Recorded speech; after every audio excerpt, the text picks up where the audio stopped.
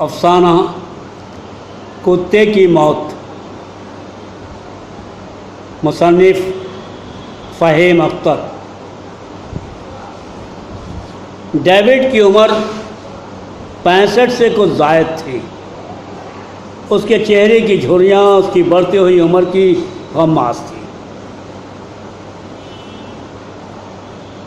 پھر بھی اس کی حرکات و سکنات میں بھلا کی پھرتی تھی۔ ڈیوڈ جیسے شخص کے لیے آرام سے غیر متحرک ریٹائرڈ زندگی گزارنا موت کے مترادف تھا۔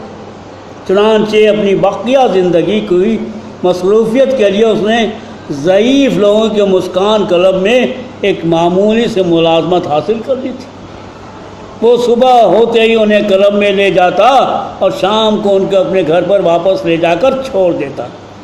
یہی اب اس کی ریٹائرڈ زندگی کا معمول بن چکا تھا۔ مجھے اچھی طرح سے یاد نہیں کہ ڈیوڈ سے میری پہلی ملاقات کب اور کس طرح ہوئی، لیکن جب بھی ہوئی اس کے بعد وہ مجھ سے خاصی بے تکلفی اور اتفاق سے ملتا اور مل کر اپنی ساری بکواس رام کتھائیں سنایا کرتا۔ شاید میں اس کی دفاع الوقتی کا ایک مجرب نسخہ تھا۔ مجھے اکثر اب اس کی داستان گوئی سے خوف سی محسوس ہونے لگی تھی۔ اس روز جب ڈیوڈ سے آفس میں اتفاقیہ طور پر سامنا ہوا تو مجھے پکڑ کر زبردستی کینٹین لے گیا اور اپنی اناپ شناپ باتوں کا ایک لامتناہی سلسلہ شروع کر دیا۔ میں بھی اس وقت کچھ فراغت کے موڈ میں تھا۔ اس بار حقیقت میں وہ میری دفاع الوقتی کا شکار تھا۔ میں بڑے انہماک سے اس کی خرافات سننے کے لیے رضامند تھا۔ باتوں کا آغاز دوسری جنگ عظیم سے ہوا، جس میں اس نے اپنے فوجی کارناموں کی مبالغہ آمیز حکایات کا ایک پورا دفتر وا کر کے رکھ دیا۔ کچھ ہی دیر بعد اس کا اشب بیان اس قدر بے لگام ہوا کہ میرا تمام انہماک یکسر تقدر میں بدل گیا۔ میں نے اپنی گھڑی کی جانب بڑے اضطراب سے دیکھا اور معذرت خواہ ہوا کہ باقی آئندہ۔ وہ بھی کم خاک نہیں تھا۔ فوراً سما خراشی کے لیے اس نے سوری کا لفظ جڑ دیا، لیکن گزشتہ سے پیوستہ کی تکمیل کے سلسلے میں ویک اینڈ کے لیے مصر ہو کر میرے ہاتھ کو اپنی گرفت میں لے کر سوالیہ نشان بن گیا۔ بہرحال میں نے اسباب میں سر کو جنبش دے کر اپنی جان چھڑائی، لیکن مہاشے اپنے مطلب میں نہایت تیز تھے۔ دوران گفتگو اگر شام کو ان کی ڈیوٹی کا وقت قریب آ جاتا تو وہ جھٹ سے اپنے سلسلے کلام کی درازی پر ایک ایمرجنسی بریک لگاتے اور آنن فانن میں لوگوں کو گاڑی میں بٹھا کر یہ جا اور وہ جا ہو جاتا۔ تو خیر یہ تھے ڈیوڈ کے حسن بیان کے اجزائے ترکیبی، جن کے تانے بانے بننے میں وہ بیچارہ ہمیشہ لگا رہتا کہ اس طرح وہ اپنے بے مصرف شب و روز کو گزارنے کا انہیں ایک اور کارآمد مصرف خیال کرتا تھا۔ پھر وقت گزرتا گیا اور ڈیوڈ سے ایک طویل عرصے تک آفس میں مٹ بھیڑ نہیں ہوئی۔ ادھر میں بھی اپنے کام کی ٹریننگ کے سلسلے میں 2 ہفتے باہر تھا، ادھر ڈیوڈ اپنی چھٹیاں گزارنے آئرلینڈ چلا گیا تھا۔ ٹریننگ سے واپس آتے ہی میں اپنی ڈیوٹی پر لگ گیا، لیکن میں نے ڈیوڈ کو گمشدہ پایا۔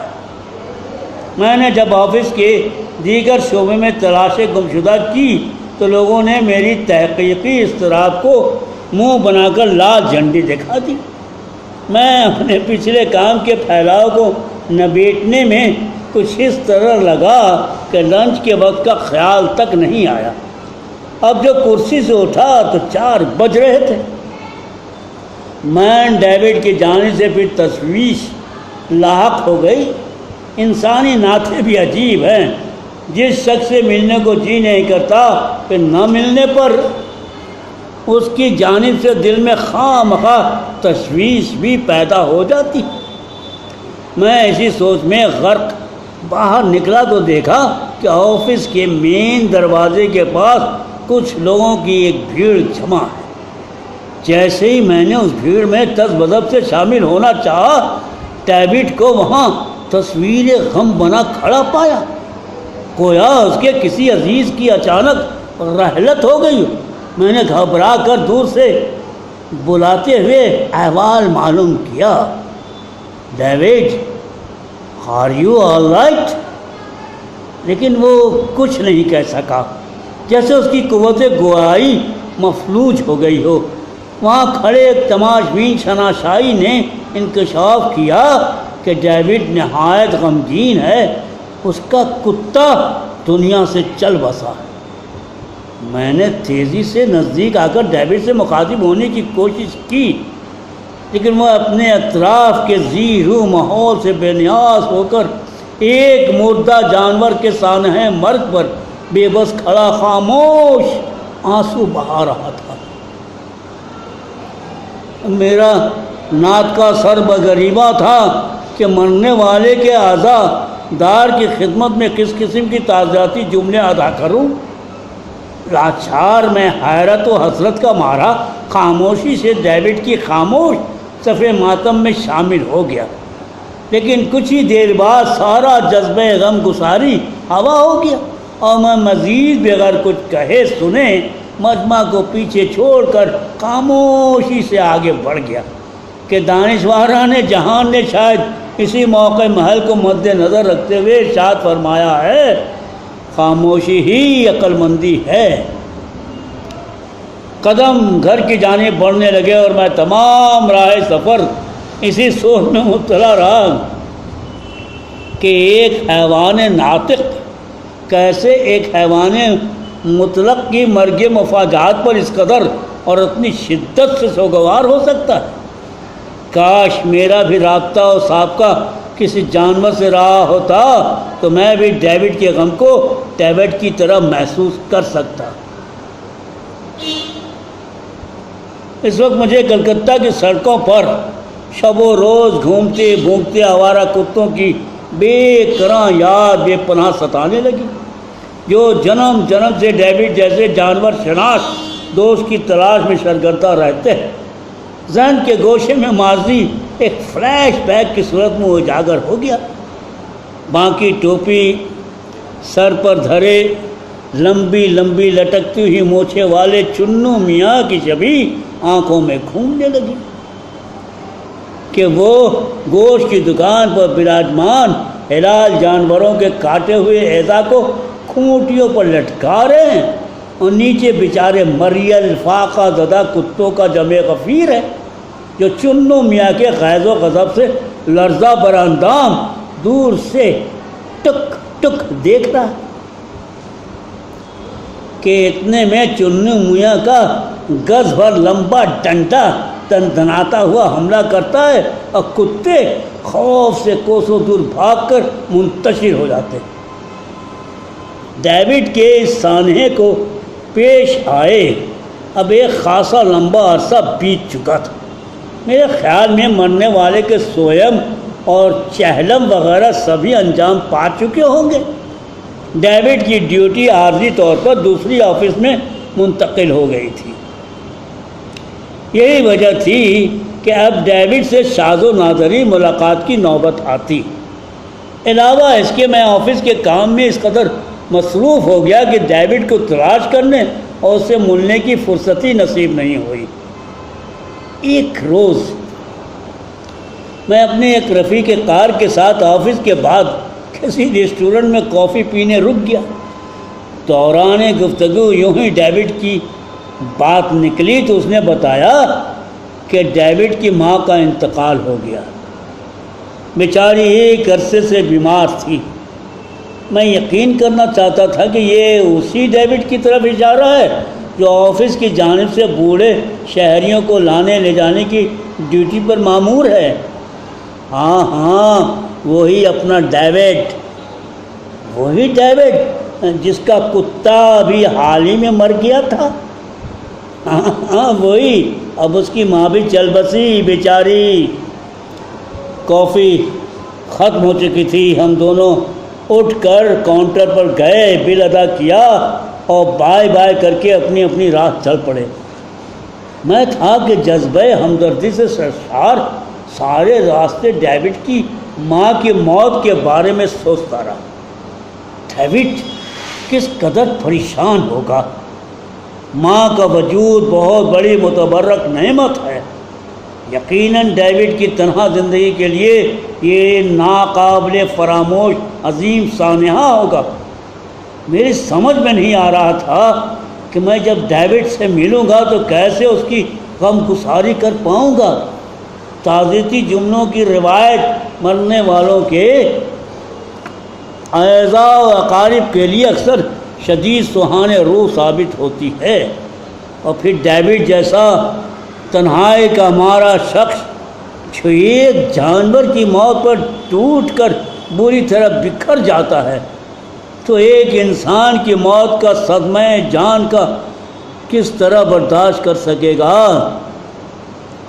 خاص کر وہ عظیم انسان جو اس کی ماں تھی، جس کی آغوش میں اس کا وجود پروان چڑھا تھا۔ ذہن تھا کہ اسی نوع کے خیالات کی ہماجگاہ بنا ہوا تھا۔ دوسرے دن میں آفس آیا تو دیکھا ڈیوڈ کسی ضعیف شخص کو گاڑی سے اتار کر بڑی اونچی آواز میں محو گفتگو۔ کچھ ہی دیر بعد وہ تیزی سے ہنستا ہوا اپنی گاڑی کا دروازہ بند کرنے لگا۔ اس ایک لمحے کے درمیان ڈیوڈ میرے لیے انگنت گتھیوں کا ایک مجموعہ بن گیا جس کو میرا ذہن سمجھنے سے قاصر تھا۔ اس ایک لمحے کا اثر ظاہر ہوتے ہی میں نے قریب جا کر ڈیوڈ کو مخاطب کرنے کی کوشش کی۔ میری آواز میں تعاسف کے ناقابل اظہار جذبات کا ایک درد ابھر آیا۔ David please, I am sorry, مجھے کل ہی تمہاری ماں کی موت کی خبر معلوم ہوئی۔ او مائی مدر، تم ٹھیک تو ہو؟ او یس،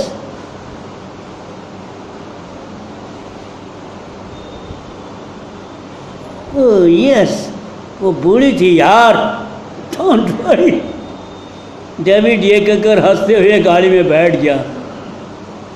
کچھ ہی دیر میں وہ اپنی گاڑی کے ساتھ میری نظروں سے اوجھل ہو چکا تھا، اور میں دم بخود تھا، جیسے کہ میرے تمام ہوش و حواس کسی نے مفلوج کر دیے کہ اچانک اس کے جملے بوڑھی تھی یار، ڈونٹ وری، میرے ذہن پر پتھر کی مانند گرے، اور میں چونک کر بہر طور سنبھل گیا اور گھر کی جانب مڑ گیا اور سوچنے لگا کہ ڈیوڈ کو موت کا کوئی غم نہیں تھا، ایک ایسے انسان کی موت کا جو اس کی ماں کا عظیم روح تھی۔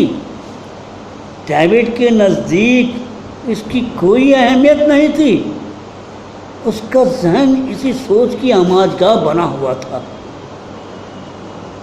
میں مشرقی اقدار تہذیب کا معمولی آدمی، مغرب کے انسانی حقوق کے علم برداروں کے شاندار تہذیبی اور اخلاقی اقدار کو سمجھنے اور اپنانے میں شاید ہمیشہ قاصر رہوں۔